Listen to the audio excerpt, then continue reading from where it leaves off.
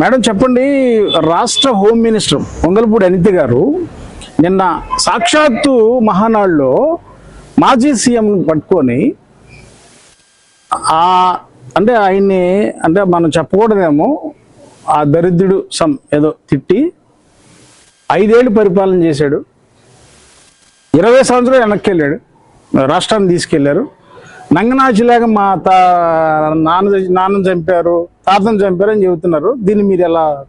నేను చెప్పడం కాదండి, రాష్ట్రంలో ఉన్నటువంటి మహిళలే నంగనాచి అనిత ఈ దరిద్రపురాలు ఎందుకు వచ్చింది మాకు హోమ్ మినిస్టర్ కానీ రాష్ట్ర ప్రజలు అంటున్నారు, నేను అన్నట్లేదు.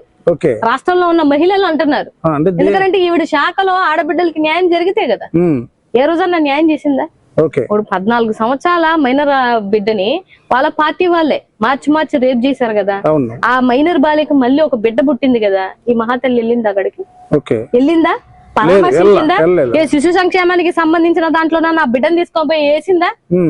లేదు కదా. లేనప్పుడు నువ్వు ఎట్లా హోమ్ మినిస్టర్ అవుతావు? నువ్వు ఎలాగా మహిళలకి అండగా ఉన్నటువంటి మహిళ అవుతావు? అసలు నీకు భిక్ష పెట్టిందే జగన్మోహన్ రెడ్డి గారు.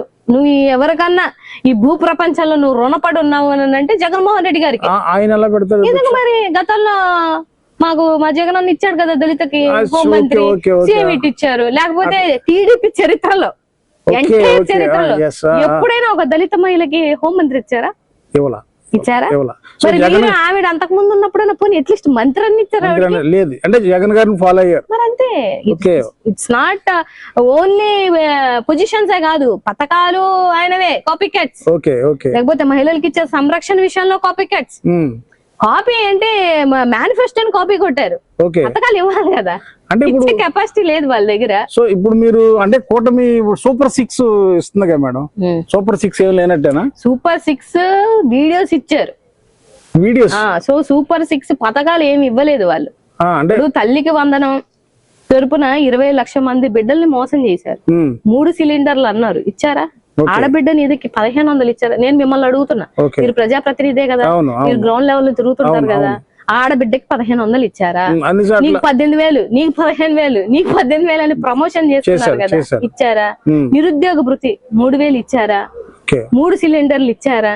ఏమి ఇవ్వకుండా సూపర్ 6 హిట్ అంటే నిన్నట సార్ హిట్ అని నేను చెప్పగలుగుతాను.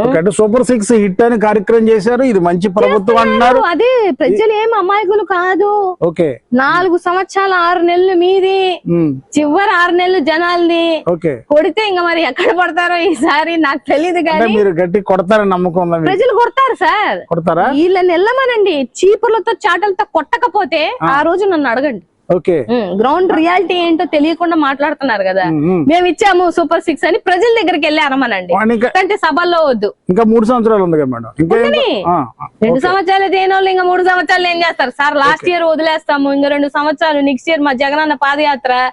ఆ పాదయాత్ర చూసుకొని ఆ టీవీలలో కూర్చొని కడుపు వంటతోనే చచ్చిపోతారు. ఇంకా మీరెప్పుడు పరిపాలన చేస్తారు? అంటే ఖచ్చితంగా మీరు ఇక 2029 మీదే రాసి పెట్టుకోవచ్చు.